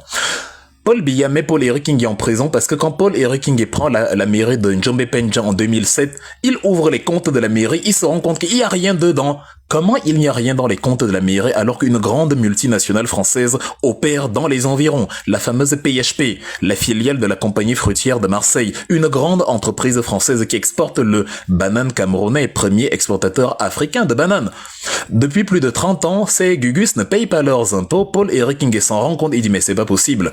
Comment la mairie va vivre? Vous ne payez pas l'impôt et en plus, vous utilisez même des pesticides qui sont interdits en France et qui causent de la cécité auprès des travailleurs là dans les plantations. Vous ne les dédommagez pas, vous ne leur donnez rien. Ils sont déjà payés un salaire de misère par journée de travail, mais en plus, ils tombent malades, vous en foutez, vous les remplacez par d'autres personnes. Et en plus, vous ne payez pas l'impôt. Quand Paul-Éric Kingé constate cela, au lieu que Paul Biya, le panafricain, défende Paul-Éric Kingé, Paul Biya part faire ami-ami avec ses maîtres parisiens et il préfère arrêter Paul-Éric Kingé et le mettre en prison lui. C'est la PHP qui ne paye pas l'impôt. C'est Paul-Éric Kingé qui se plaint que la PHP ne paye pas l'impôt, mais c'est Paul-Éric Kingé qui finit en prison. Des idiots, ils vont dire qu'on les insulte, or c'est vraiment de l'idiotie. Des idiots viennent vous expliquer en 2025, oui, on va, quand quelqu'un ne va pas, quand Abo Yono ne va pas parler comme vous, il va finir comme Paul-Éric Kingé. Hey! C'est vous qui avez mis Paul-Éric Kingé en prison 8 ans. Quel est cet amour où vous mettez quelqu'un en prison 8 ans? Je ne comprends pas la manière d'aimer du RDPC. Moi, je préfère que vous me détestiez. Parce que la manière dont vous aimez vos gens, c'est très dangereux. Vous avez une manière d'aimer bizarre. Vous aimez Michel Ndoki, vous lui mettez les balles. Vous aimez Michel Ndoki, vous le mettez 9 mois en prison. Vous aimez Michel Ndoki, mais vous ne l'appelez pas au RDPC. Vous aimez Paul-Éric Kingé, vous lui mettez 8 ans de prison. Paul-Éric Kingé sort de là, il dit bien, j'ai passé 8 ans en prison pour rien. Il accuse Biya de l'avoir enfermé pour rien. Dans votre amour, là, venez nous expliquer ça ici. Comment vous aimez quelqu'un et il part au gnouf. Je ne peux pas aimer quelqu'un et l'envoyer au gnouf, ça n'a aucun sens. De deux, vous aimez Paul-Éric Kingé et vous l'avez mis en prison encore 9 mois. Il a fait 8 ans et 9 mois, donc il a fait 9 ans en prison. Vous aimez quelqu'un, vous ne faites que le mettre en prison, c'est incroyable. Tout le temps, vous le mettez en prison. Tout le temps, vous le mettez en prison, je ne comprends pas. Donc, quelle est l'injustice que le MRC a commis envers Paul-Éric Kingé? En fait, qui ressemble à ce que vous avez fait de là? Moi, je me souviens pas de ce qu'on a fait à Paul-Éric Kingé. On ne lui a rien fait du tout. C'est vous qui l'avez privé de liberté. 9 ans. Vous imaginez quelqu'un a le temps de naître, de grandir, d'avoir 10 ans. Il sait même déjà quelle est la différence entre les hommes et les femmes. Il drague déjà à l'école primaire là-bas. À 10 ans même, on entre en 6e. Il drague déjà les filles au lycée. Mais quand il est né, Paul-Éric Kingé est allé en prison. Le moment où on le libère, il drague les filles au lycée. Il peut même devenir papa à 10 ans. Et vous dites que vous aimez Paul-Éric Kingé et que c'est le MRC qui le traite mal. Après, vous avez pris Christian Penda Ikoka. C'est-à-dire Christian Penda Ikoka. Oui, regardez ce que moi, comme toi fait Christian Penda Ikoka. Qu'est-ce qu'on a fait à Christian Penda Ikoka, honnêtement? Qui est similaire à ce que vous avez pris Penda Ikoka, vous l'avez mis en prison. En fait, vous aimez des gens que vous avez torturés, sinistrés. Qui vous dit que la mort de Paul-Éric Kingé ne vient pas des mauvais traitements que vous lui avez fait subir en prison? Lui qui était de constitution fragile. Est-ce que c'est pas Paul Biya qui a tué Christian Penda Ikoka par hasard? C'est-à-dire, réfléchissez un peu, même si c'est compliqué. Vous aimez Christian Penda Ikoka, mais comment vous aimez donc? Mais vous l'avez mis en prison. I don't understand. Vous l'avez mis en prison par amour? Vous aimez Christian Penda Ikoka, mais vous n'êtes pas allé déposer une couronne de fleurs sur sa tombe. Tous ceux qui défendent subitement Penda Ikoka sur la toile, parce que j'ai publié une photo avec le professeur Abo Yono, où les frères du village sont venus en profil masqué, c'est-à-dire les Ombede, les Abesolo, les Ona, bref, tout le cartel sont venus parce qu'ils n'avaient pas prévu que Abo Yono se joigne aux choses des Bamileke. On a passé une très belle journée avec Abo Yono cette semaine. Hier, on va même encore se voir là ce week-end, ça va être très bien, on va faire une petite vadrouille et un petit bon Congo, ça vous énerve, mais on s'en fout. C'est un brillant professeur, un exemple à suivre, il défend la justice. C'est normal que si demain Abo Yono commence à dire lui aussi que la loi peut contrer la constitution, je m'oppose à lui parce que je suis pour la vérité. C'est une question de cohérence. Il défend la vérité, pourquoi on va s'opposer à lui? Et pourquoi on va continuer de soutenir des gens comme Meyon et consorts qui ont décidé de piétiner la vérité? Ça n'a aucun sens. Donc, vous qui aimez donc Christian Penda et Coca et qui nous dites que quand Abo Yono va parler contre Maurice Kamto, on va le traiter comme Christian Penda et Coca. Pourquoi vous avez mis Christian Penda et Coca en prison? Et quand il était en prison, lequel de vous est allé lui rendre visite? Et depuis qu'il est mort, lequel de vous est allé déposer une gerbe de fleurs sur sa tombe? Vous avez une étrange manière, je le répète encore, d'aimer les gens. Si j'ai un ami, c'est-à-dire, si j'ai un ami qui me dit je t'aime comme on aime au RDPC, je vais lui dire, Mola, s'il te plaît, déteste-moi parce que là, c'est risquer cette manière d'aimer, ça ne va pas du tout. Parce que ta manière d'aimer, là, tu es prêt à me mettre des balles dans les jambes, comme Michel Ndoki, à me mettre 9 mois en prison et à ne même pas venir sur ma tombe déposer une gerbe de fleurs. Je suis très amusé quand je les vois s'écrire sur Facebook. Limite, si un Tchadien, un Irakien vient lire leur message, il va croire que c'est des gens qui ont toujours défendu Michel Ndoki. Il ne va pas s'imaginer que ce sont les mêmes gens qui lui ont tiré dessus. Après, on a envoyé un autre malade mental. Et encore une fois, ce n'est pas une insulte. Je vais vous expliquer que c'est un malade mental. Ernest Obama, qui a expliqué que Michel Ndoki, ses blessures, c'était des tatouages. Pourquoi Ernest Obama est un malade mental? Il a expliqué une fois à Vision 4, Vision Tribal, que le sida se transmettait par les pores de la peau, les orifices de la peau.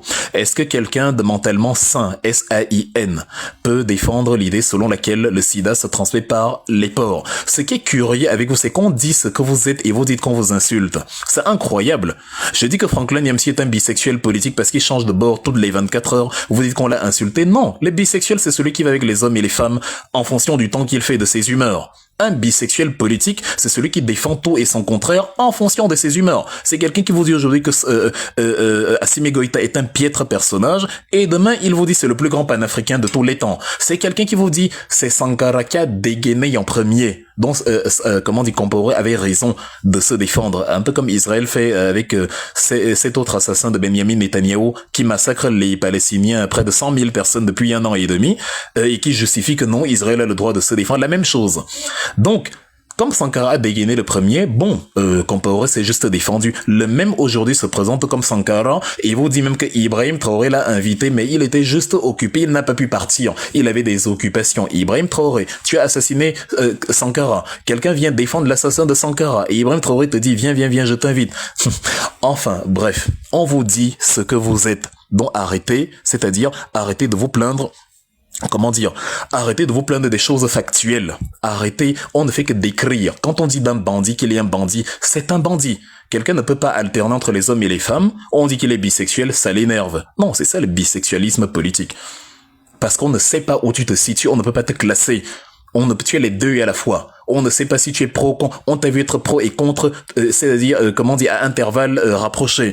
Donc même si tu es pour aujourd'hui, on sait que tu vas être contre demain. La preuve, tu étais pour Kamto hier. Aujourd'hui, tu es soudain contre Kamto. Or, Kamto, lui, il est constant, il dit la même chose. Quand Maurice Kamto disait qu'il va protéger Paul Biya, c'était en 2018. Quand moi j'ai intégré le MRC, il le disait déjà.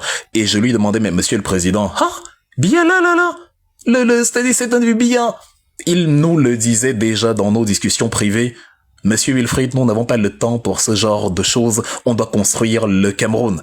Et moi, je me grattais la tête en disant que mince, est-ce que les Camerounais, avec tout ce que Biya leur a fait, c'est chaud, hein? Peut-être que vous pouvez laisser tout le mal qu'il vous a fait, mais les Camerounais, là, faudra les éduquer, faudra les refroidir parce qu'ils sont chauds de l'intérieur, parce que Biya, c'est le symbole du cataclysme camerounais sur 43 ans. Kamto disait déjà cela en 2018 et Nyamsi le soutenait. Nyamsi disait même que Kamto a vaincu Paul Biya, Kamto a vaincu le lion. Kamto dit toujours la même chose, mais subitement, Nyamsi dit que non, tu ne peux pas dire ce que tu dis là parce que, et en même temps, il est fâché parce que monsieur Alassane Ouattara, d'ailleurs, aujourd'hui encore, la commission électorale ivoirienne, a, entériné la décision d'invalider la candidature de Tidiane Cham du PDCI, de Laurent Gbagbo du PPSCI, de Charles Blé Goudé, et de, justement Guillaume Kikbafori Soro. Et vous voyez un individu qui vous dit que il faut pas pardonner, il y a Paul Biya, mais qui veut quand même qu'on pardonne un autre criminel, un assassin, qui a sinistré 3500 Ivoiriens comme ça, et qui est carrément devenu après président de l'Assemblée nationale, premier ministre, tout le tralala, et qui veut être président. Tu as quelqu'un qui vous dit qu'il faut prendre la révolution par les armes, plan B, plan C, plan XXL, mais en même temps, lui, il fait une conférence à Londres où il est en train de dire que oui, il faut redynamiser la politique ivoirienne. C'est ça le bisexualisme politique. C'est-à-dire, on dit au quartier, tu es un embrouillé, si vous voulez que je dise ça en ces termes. Le bisexualisme politique, ou bien un embrouillé, le paradigme de l'embrouillé. C'est celui dont on ne sait pas où il se situe, parce que lui-même ne sait pas où il se situe. Son combat varie, son combat s'improvise. C'est-à-dire, il prend la voiture, il dit... Allez, au petit bonheur, la chance. Si je croise un carrefour, une route qui va à gauche, je vais à gauche. Si je croise une montagne, bon, je fais mes marches arrière, mais je n'ai pas de destination. En fait, donc on ne vous insulte pas. On dit ce que vous êtes. Et c'est la description là que je fais sur tous ces individus. Michel Ndoki, Christian Penda Ikoka, Paul-Éric Kingé. C'est des gens que moi j'aimais beaucoup. Je parle de Célestin Jamin dans mon livre Tu dois t'impliquer, que vous pouvez d'ailleurs acheter parce qu'il est très intéressant, surtout avec cette campagne qui vient. Il est sur Amazon. Voilà, c'est la minute marketing. Il coûte 20 €. Ou si vous voulez la dédicace signée, j'en ai amené quelques-uns à la place de la République à la fin de cette conférence, ou maintenant, pour ne pas oublier, vous pouvez me laisser un message dans ma messagerie et je vous réponds juste après quand la conférence sera finie. Dans le livre, je parle de Michel Ndoki, en bien. Je parle de Célestin Jamin, que je ne connais pas très bien à ce moment-là, mais en bien quand même. Je parle de tous ces gens-là à qui vous avez fait du mal. Je n'ai jamais parlé mal de nulle part, même quand l'autre a pris sa part. Le problème, c'est que aujourd'hui, quand on s'est rendu compte que leurs idéaux ne cadrent pas avec notre vision et qu'on a dit bon, chacun prend sa route, ça vous énerve. Et ça ne vous énerve pas parce que vous les aimez vu que vous ne les recueillez pas. Ça vous énerve parce que subitement, vous nous reprochez de leur avoir fait du mal alors que c'est vous qui leur avez mis des balles dans les jambes. Même si les Saint-Germain vous lui avez mis des balles dans les jambes. C'est des balles dans les jambes. Je revois sa photo, il rampait. J'ai écrit un article sur lui ce jour-là. Il rampait comme ça, avec la cuisse ouverte, une plaie béante. On appelle ça en allemand die offene Wunde, la plaie béante. C'est-à-dire, il était là comme ça, sur ordre de Paul Biya. Et vous, aujourd'hui, vraiment, il va finir comme Jamin. La seule manière, la seule fin de Jamin qu'on a vu, c'est comme il gisait sur la pelouse parce que Paul Biya lui avait mis des balles dans les jambes. C'est tout. Vous avez vu la vidéo de Gaëtan Gankam. Un policier tire sur lui. La vidéo est disponible sur Facebook, sur YouTube, partout. Le policier lui dit, et on entend, parce que pour Michel Ndoki, et c'est même elle qui nous rapporte, quand le policier dit, on va voir comment tu allais parler sur Equinox. Et on sait que c'est vrai parce que on entend un autre policier dire à Gaëtan Gankam, tu as dit que tu allais marcher, non? Marche! Wow! La loi du 19 décembre 90 dit, et le problème avec les policiers, certains d'entre eux, comme celui-là, un inculte qui ne lit pas la loi et qui pense que comme on lui a donné une arme, tout lui est permis. On dit, les réunions publiques, quel que soit l'objet, sont libres. C'est la loi du 19 décembre 90. La loi numéro 55/90 du 19 décembre 80. Il y en a deux. Même la loi numéro 56/90 du 19 décembre 90. Les deux lois disent la même chose sur les réunions et les manifestations publiques. C'est-à-dire, et une fois que la déclaration est effectuée, l'autorité compétente délivre immédiatement un récépissé. Au lieu de lire la loi, vous pratiquez la barbarie sociale. Le policier prend l'arme, il tire, et il dit carrément à N'Djamène, à Gaëtan Gankam, tu as dit que tu allais marcher, non, marche. On n'est plus dans le maintien de l'ordre, on est dans le règlement de compte personnel. C'est des hors la loi, c'est du banditisme, c'est du cannibalisme social. Et c'est vous qui venez nous enseigner la vertu. Oui, quand on va chasser, c'est les Saint-Germain, quand on va... C'est terrible. Et aujourd'hui, vous allez les entendre se plaindre que oui, voici, on ne me paye que si, ça, mais... On vous réduit, vous n'êtes que des machines à tuer. On ne vous respecte pas. On vous utilise pour faire du mal à vos propres frères. L'homme sur lequel tu tires, c'était le petit ami de ta fille au quartier. Il ne t'a rien fait. Il se bat pour que tu aies un meilleur salaire, mais toi tu prends l'arme, tu les tires dessus. En disant tu as dit que tu allais marcher, non, il marchait pourquoi? Est-ce qu'il marchait pour que Al-Qaïda vienne bombarder le Cameroun? Il marchait pour que 3000 milliards dans l'organisation de la Coupe d'Afrique des Nations, c'est-à-dire la moitié du budget national, il marchait parce que 3000 milliards ont été jetés à la poubelle. Ça aurait permis d'acheter les couveuses pour vos enfants qu'ils ne meurent plus. Ça aurait permis même pour les armées qui se battent courageusement contre Boko Haram et que je soutiens totalement. également, sans compter, sans mentionner évidemment ceux qui commettent des exactions et tirent sur des bébés, pour que ces armées aient un meilleur équipement pour protéger le Cameroun contre Boko Haram. Il marchait pour que l'argent la serve à finir l'autoroute Yaoundé Douala, qu'un Ganon Messi est incapable de finir en 10 ans après y avoir englouti déjà plus de 500 milliards de francs CFA. Voilà pourquoi il marchait, pour que l'argent soit mieux utilisé. Toi, tu prends l'arme, tu les tires dessus, en lui disant que ton problème c'est qu'il a dit qu'il allait marcher. Est-ce que marcher est illégal? Marcher est consacré par la loi du 19 décembre 90. Donc c'est cette république-là qui nous intrigue. Vous avez créé une république de barbares et c'est vous qui voulez enseigner la vertu. C'est comme si une Wolowos de mini-ferme venait donner cours au petit séminaire Saint-Joseph des Phoques. Incroyable.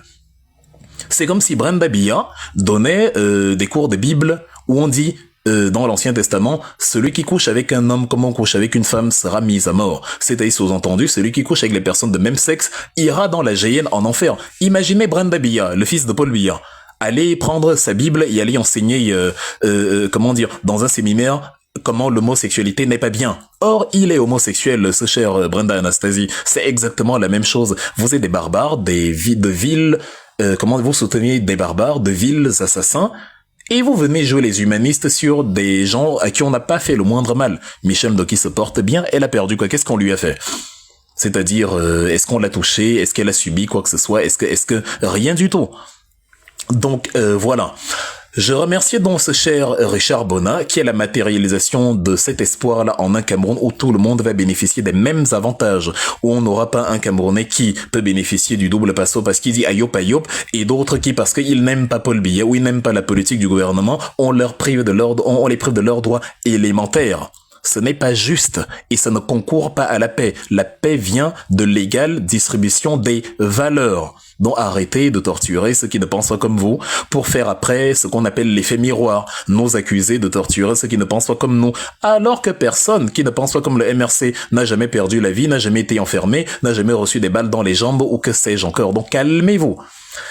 Après Richard Bonin, je tenais à remercier, mais vraiment je lui adresse mes plus sincères remerciements, mes plus sincères admirations et mon plus sincère respect à Richard Bonin. C'est une valeur sûre. Un jour vous réaliserez le joyau qu'on a entre les mains. Un jour, vous réaliserez tout ce que le Cameroun a perdu toutes les années où on a privé Richard Bona du Cameroun.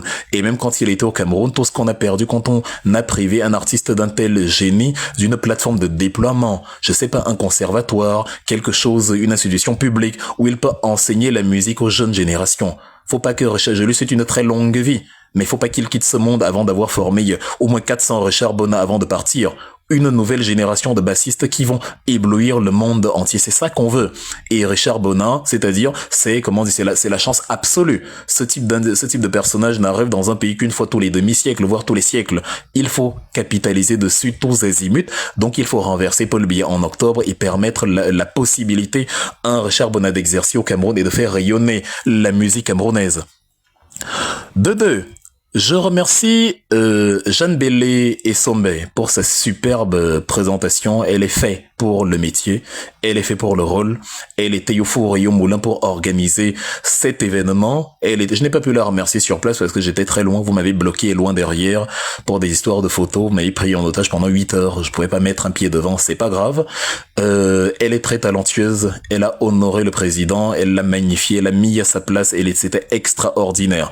Les femmes qui restent cachées parce qu'elles se disent que bon, non, c'est seulement le salon de coiffure, la cuisine, la couture, je ne sais quoi, non, c'est pas la politique. Laissez tomber. Les femmes ont fait politique, que ce soit en Afrique ou ailleurs. La reine Ngolazinga du Matamba conduisait ses troupes au front jusqu'à ses 70 ans et au-delà.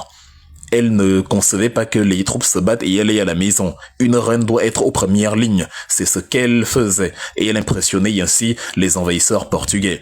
Kim Pavita du Mbanza Congo, a montré comment on doit défendre ses convictions, quelles que soient les circonstances, quels que soient les risques encourus.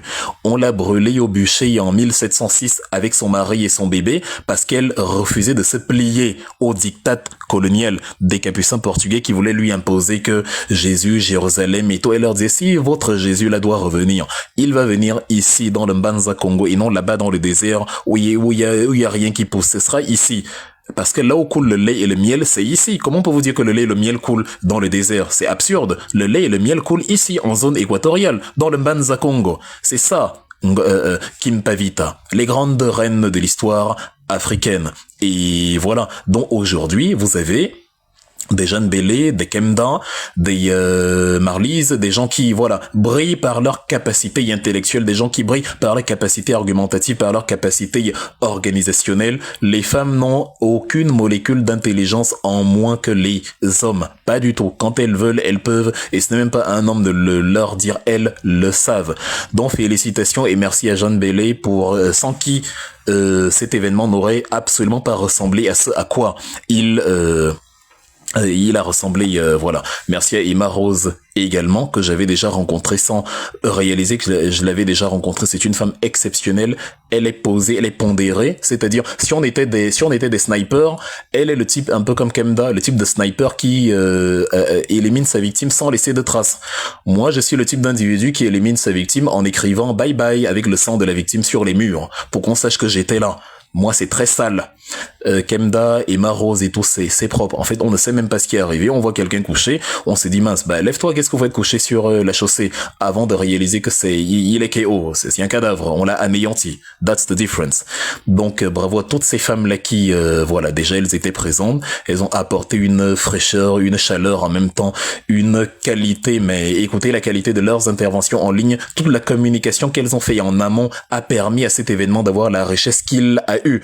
Et sans elles, effectivement, ça n'aurait pas été possible. Donc, merci à toutes ces femmes et à celles que j'ai oubliées. On ne peut pas mentionner tout le monde, évidemment. Merci à Laurent Piana, qui est arrivé avec l'intention ferme, il y est bien parvenu, de montrer à Elim Bilobé, de montrer à Dieudonné et Somba, à Onengini et à tous les autres que ce que vous essayez là ne va pas fonctionner. Vous essayez de décapiter le MRC de sa diversité pour dire que c'est un parti de Bamileke et le discréditer. C'est ça qui arrive quand un parti n'a pas de programme de gouvernance. Quand un parti n'a pas de projet de société, le but, plutôt que de montrer comment nous, au RDPC, on est géniaux, on passe le temps à montrer comment ceux du MRC ne sont pas bons. Tu pars draguer une femme, au lieu de lui montrer tes atouts, tu lui dis que, est-ce que tu sais que Bosco, c'est même un féman, hein? Oui, Bosco est un féman, on est d'accord, mais toi, tu es quoi?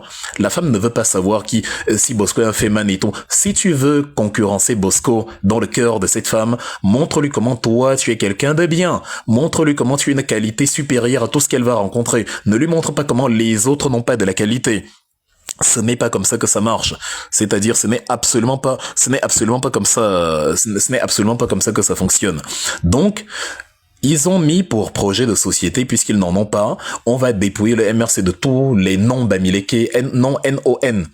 On va trouver des Wilfried, des Kanga, on va leur dire, attends, tu vas voir quand le MRC va te jeter, regarde ce qu'ils ont fait en Jamel à peine, comme si le RDPC ne jetait pas des gens. Ils ont transformé Martinez en viande boucanée. La viande boucanée est même encore au frigo actuellement, en attendant que les asticots, les charançons, les criquets et les chenilles le dévorent dans la tombe. Ils ont charcuté Martinez, c'est de la viande hachée actuellement à la morgue. Mais c'est eux qui nous disent quand le MRC va te jeter. Mais vous êtes incroyable. À quel moment vous pensez que vous êtes crédible? On nage en pleine folie.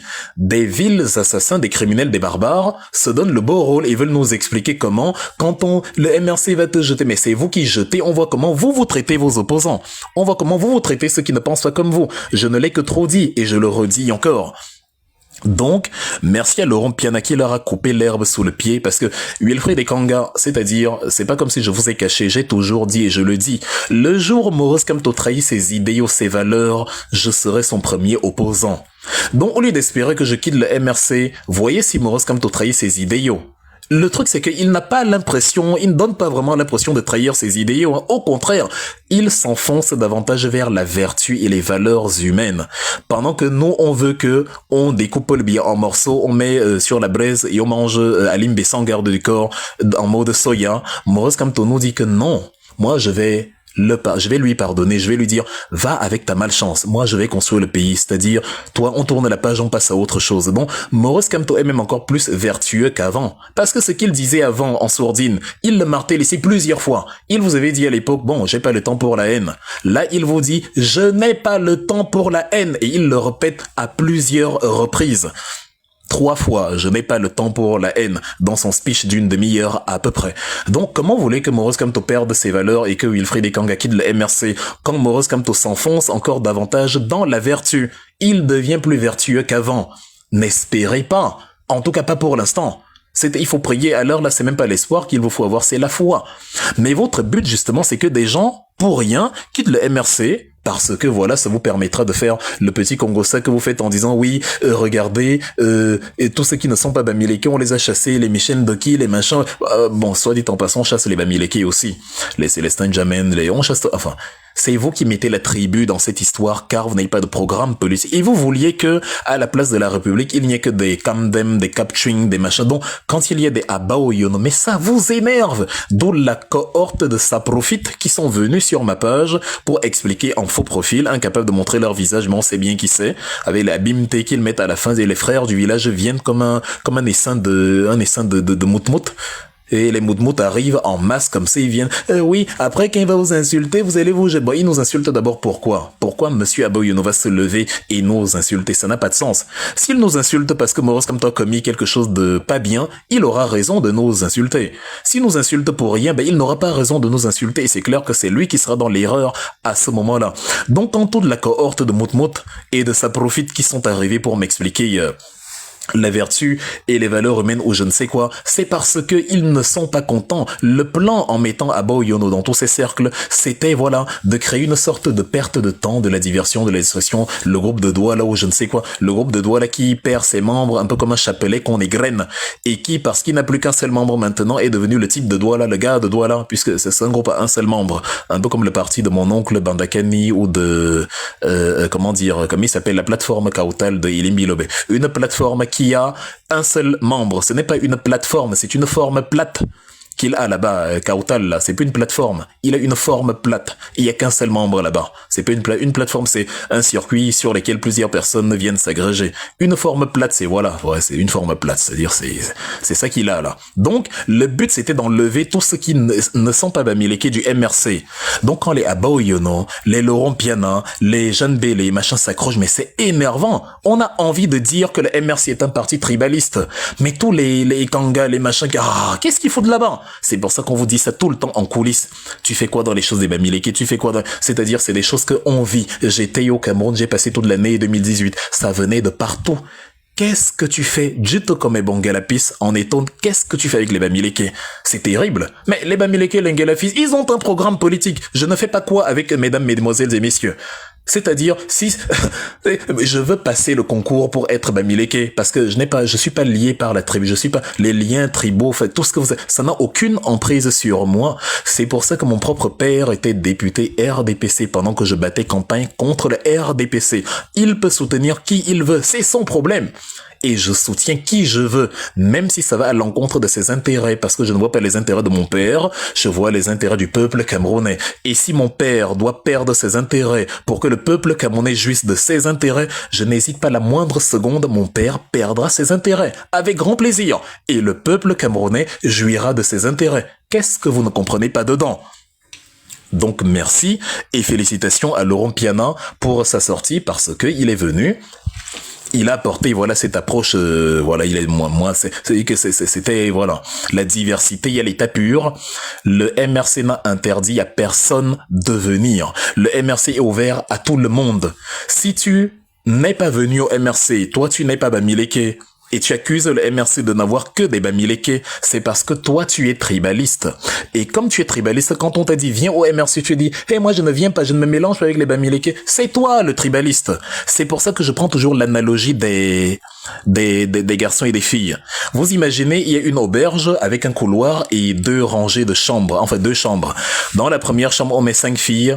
Dans la deuxième chambre, on met 5 garçons. Mais après, on dit hey, au fait, vous pouvez faire chambre commune, hein. Certes, il y a 2 chambres, mais ce n'est pas interdit de faire chambre commune. Si les garçons veulent dormir avec les filles, c'est libre. Si les filles veulent joindre la chambre des garçons, c'est libre. Maintenant, les filles disent, ah, youpi, nous on ne veut pas dormir seuls, on veut de beaux mâles qui nous protègent. Elles partent toquer dans la chambre des hommes, et les hommes leur disent, non, nous on ne veut pas de filles ici. Mais après, c'est-à-dire, comment dire, Comment on leur dit, pardon, on leur dit, venez, venez, venez dans la chambre des hommes, et les filles disent non, non, non, nous on ne veut pas se mélanger aux hommes. Voilà, nous on ne veut pas se mélanger aux hommes, on ne peut pas entrer là-bas parce que les hommes, voilà, ils sont, on veut rester entre copines, blablabla.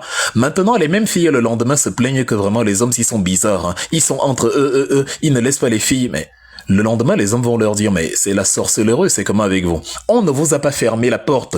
On vous a demandé de venir, c'était libre. C'est vous qui avez dit que vous ne voulez pas vous mélanger à nous. C'est pareil avec tous les Abosolo, les Isomba, les Mbarga, les Wona et tous les freigneux dont le cerveau s'est coincé sur la fesse gauche, incapable de réfléchir, qui vous disent que oui, le MRC c'est un parti de Bamileke. On t'a chassé là-bas quand tu voulais partir. C'est toi le tribaliste qui ne veut pas y aller et qui donc par effet miroir colle ton tribalisme à Maurice Kamto. Or, il ne t'a jamais fermé la porte. Donc les filles qui refusent de se joindre aux garçons qui leur disent venez, c'est libre, sont les mêmes filles qui disent le lendemain que les garçons ne veulent pas que les filles entrent. On vous a fait ça au village. Enfin, parfois je me pose la question, est-ce que pour être biaïste, on devient débile ou est-ce que c'est le biaïsme qui rend débile? Et comme je dis encore, ce que vous appelez des insultes, c'est en fait une simple description des anomalies cognitives que vous nous présentez. C'est toi qui ne veux pas. Regardez le nombre de personnes sur Facebook, même sur mon mur, à qui je dis « Maurice Kamto t'aime, tu peux venir ». Et qui m'écrivent « Qui ?» Moi là, dans votre secte Bamileke là. Ah, donc c'est lui en fait qui affirme en Mondovision qu'il ne peut pas aller avec les Bamileke. Mais c'est lui qui se plaint qu'il n'y a que les Bamileke. Bon, déjà il faut souligner qu'un Bamileke a le droit de soutenir Maurice Kamto. Ce n'est pas un crime. Un Bamileke est un Camerounais. Les Bamileke n'ont aucune justification à donner. Aucune. Même s'il y a 1000 milliards de Bamileke au MRC, c'est leur droit. Quand il y a les Oona, les Abosolo, Ameyo Centre, Famandongo s'est excusé un jour de soutenir le RDPC. Il vous empêche même d'aller battre campagne dans le socle granitique parce que pour lui, la République c'est le village. Est-ce que Famandongo, dont celui qui a volé 500 000 ordinateurs, des ordinateurs qu'on vend à 80 € sur eBay et qu'il vous a facturé il y a 500 €, des ordinateurs pour lesquels il a dépensé soi-disant 75 milliards de francs CFA. Est-ce que il s'est excusé d'être du parti du socle granitique? Est-ce que Grégoire Oona, le ministre du Travail et de la Sécurité sexuelle, s'est excusé d'être du parti du socle granitique? Pourquoi c'est Kamdem, Kamdoum, Kapchwing ou Tsimcheng qui vont s'excuser d'être du MRC? Pourquoi? Ce sont des Camerounais qui font partie d'un parti créé par un Camerounais. Point final. Il n'y a que les tribalistes qui trouvent un problème à ce que un Footing soit membre du MRC. Donc merci à Laurent Piana qui est donc venu sur la place de la République et qui a ajouté encore à l'information ce qui existait déjà d'information, à savoir, nous ici au MRC c'est la diversité. On accepte tout le monde, celui qui vient, on l'accepte. C'est ouvert à tout le monde. On est là pampé, vous l'avez vu aux côtés de Maurice Kamto, escorte rapprochée. Est-ce que Maurice Kamto lui a dit, hey, pourquoi toi c'est Laurent Piana, toi c'est pas Laurent Payan? Moi, je veux les païens, je ne veux pas les Mpiana, c'est quoi? Je ne veux pas, non. Moi, comme toi, dit, cher Camerounais, ah, tu es là, bienvenue, mon fils. Ravi de te rencontrer, ravi d'être avec toi. Franchement, vive la Renaissance. Voilà la diversité, voilà la vertu que le MRC propage. Donc, merci à Laurent Piana pour, justement, sa brillante prestation. Merci au professeur Abo Yono. Je vais terminer par lui parce qu'on ne peut pas remercier chacun individuellement. Faut bien qu'on passe au décryptage. Nous sommes déjà 800 personnes, c'est bien. C'est très bien même. Donc, ça se voit que vous vouliez savoir. Quand je disais que le MRC est un parti qui existe par l'émulation quotidienne, sans forcément avoir besoin d'être dans les mairies, ben voilà la preuve. Est-ce que, et c'est pas Maurice Kamto qui fait le live, hein. C'est-à-dire, ça c'est, si vous prenez le leader du PCRN, c'est lui qui peut rassembler 900 ou 800 personnes sur une plateforme TikTok, sauf que lui, c'est le président d'un parti. Moi, je ne suis qu'un simple militant. On est le seul parti dont des militants individuellement agrègent autant de monde. Si Maurice Kamto vient maintenant à parler, ce sera le chaos absolu, ce sera le tremblement de terre. On va devoir changer les serveurs TikTok, ça va être violent. Et rassurez-vous, il le fera. Au moins une fois avant la campagne, ça je vous le promets. Je suis quand même le conseiller du président, je peux arranger ça. J'ai la godasse, comme on dit, j'ai des relations, j'ai le bras long. Donc, merci au professeur Abo Yono. Et remerciez-moi avant de finir. Oui, merci Bloom. Merci à toi. C'est vraiment, tu es ma modératrice attitrée et voilà, tu me permets de réguler 2-3 petites choses.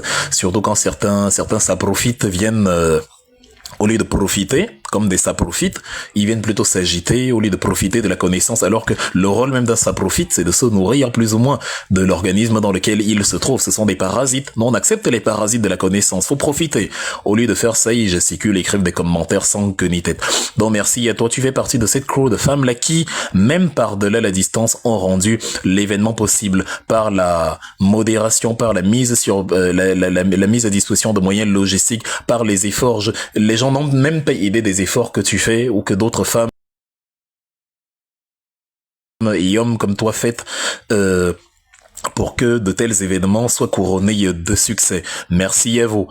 Merci au professeur Abo Yono qui a remis la horde de criminels de l'éducation à leur place en leur disant que c'est de l'illettrisme juridique que d'enseigner des choses à la télévision qu'on n'enseigne même pas en première année de droit.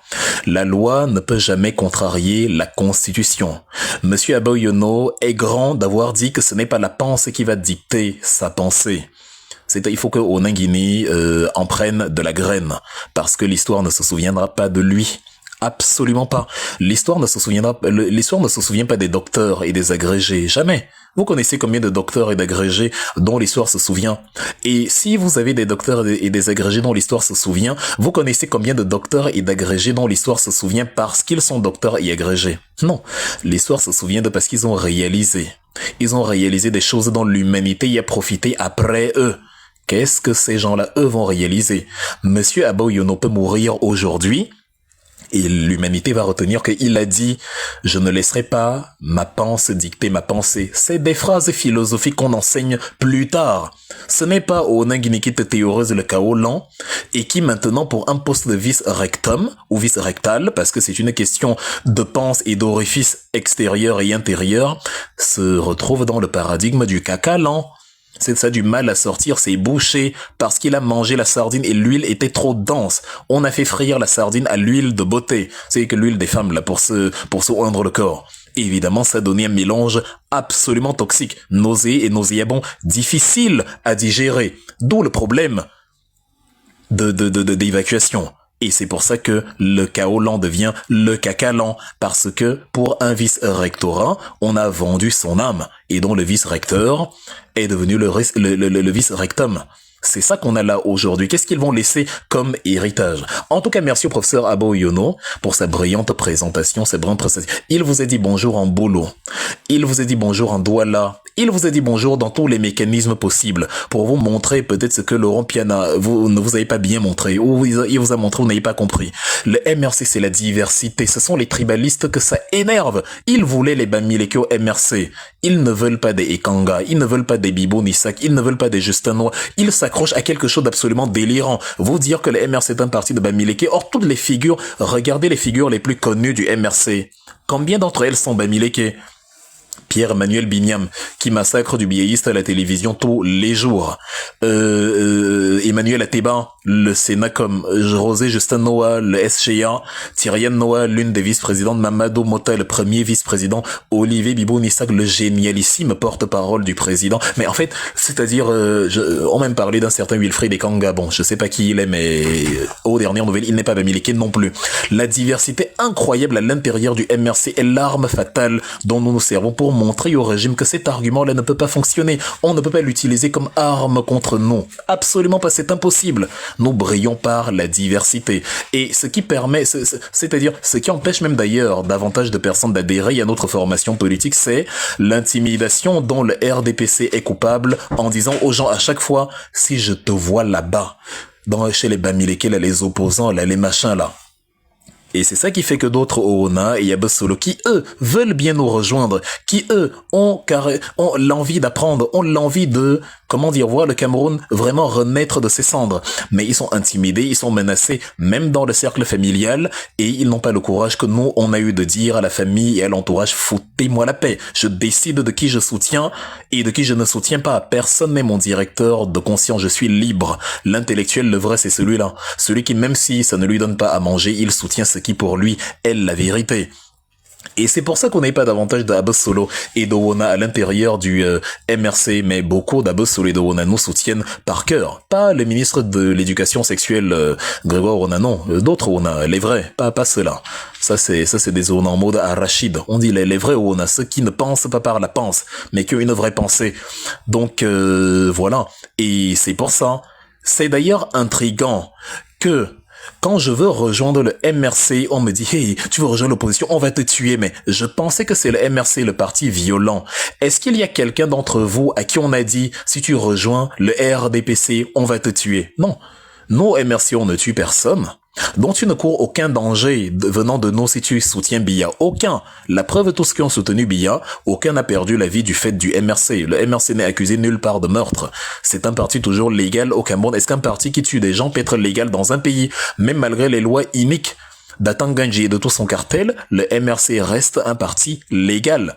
Même Maurice Kamto dont on dit, il pourra pas être candidat. Même eux, ils disent que oui, mais s'il a investi par un autre parti, il peut être candidat. Ah, donc, s'il peut être candidat, il n'a commis aucun crime puisque les conditions de candidature, c'est de jouir de tous ses droits civiques et politiques. Et on jouit de tous ses droits civiques et politiques si on n'a commis aucun crime. On n'est pas en prison, on n'est pas inculpé dans une affaire, rien du tout.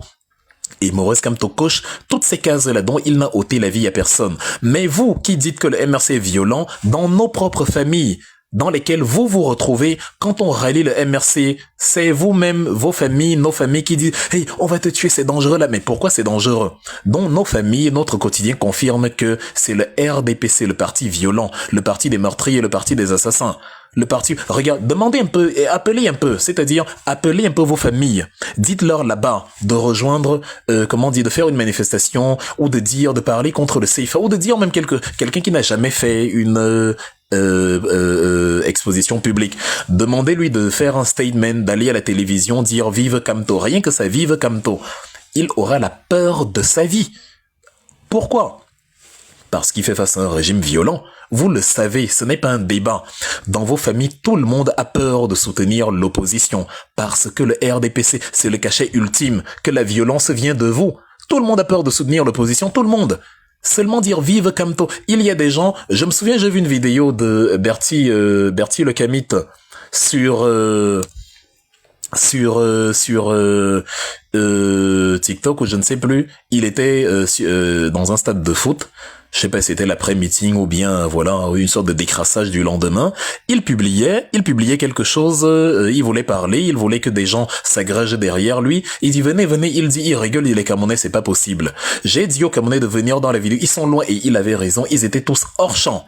On voyait toute la moitié du stade, aucun Camerounais en vue, parce qu'ils se sont cachés de l'autre côté. Ils ne veulent pas qu'on les arrête à l'aéroport. Vous voyez, le RDPC est tellement violent que même dans l'inconscient collectif, les Camerounais ont peur que vous les arrêtiez à l'aéroport. Pas parce qu'ils ont commis un crime, non, parce qu'ils ont dit vive Kamto. Ils ont vu ce que vous avez fait à Wilfried Siewé.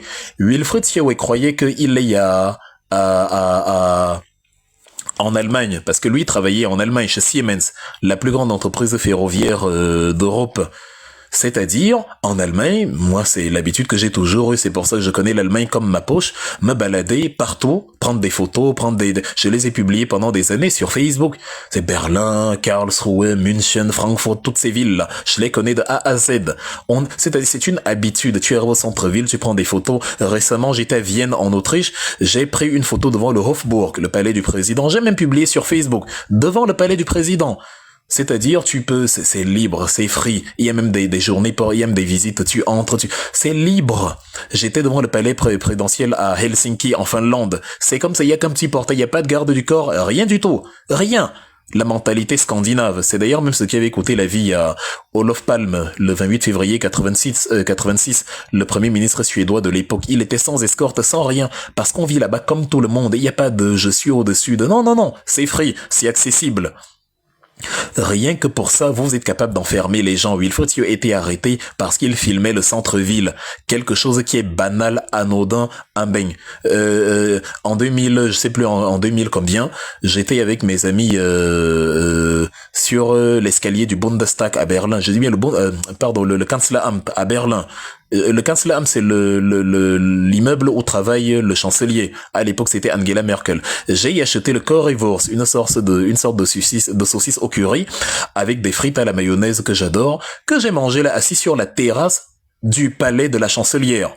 Imaginez-vous, sur la terrasse du palais des Taudis, en train de manger le keleng ou le ndolé. C'est-à-dire, j'étais assis là comme ça, je me suis enlevé mes chaussures pieds nus sur la terrasse il y avait deux policiers à côté qui montent la garde. Ils se foutent de toi. Enfin, tout le monde se fout de tout le monde. On vit. Mais pour ça, là, vous avez mis des gens en prison au Cameroun. Car le RDPC est un parti violent. La violence vient de vous.